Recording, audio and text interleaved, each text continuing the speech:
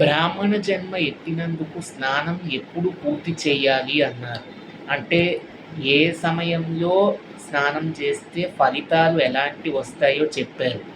పొద్దున్న బ్రహ్మ ముహూర్తంలో అంటే 3-5 లోపు చేసే స్నానాన్ని దేవతా స్నానము అంటారు. 5-6 వరకు చేసే స్నానాన్ని ఋషి స్నానము అంటారు.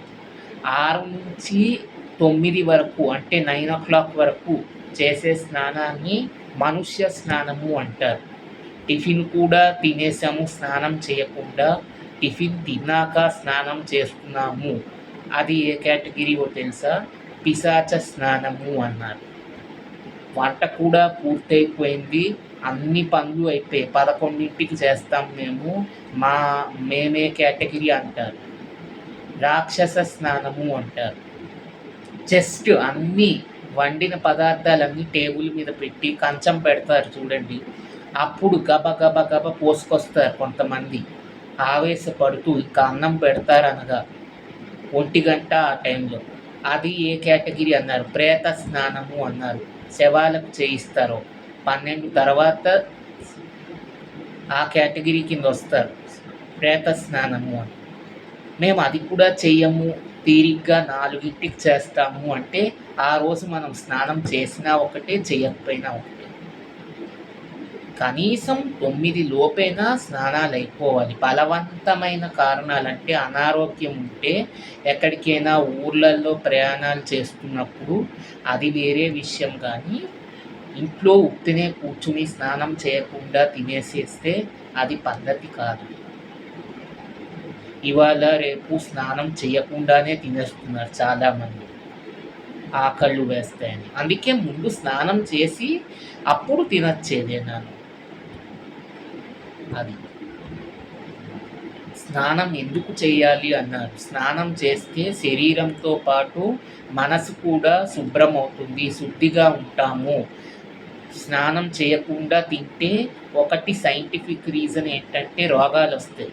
మనము ముందు రోజు చేసే పనులన్నీ మంచం ఎక్కి పడుకుంటాము, మన ఒంటికి ఉన్న చెమట అవన్నీ మన చేతులకు అంటుకుంటాయి, అవన్నీ మనం తింటాం కూర్చుని ఆ వేళ్లతోటే.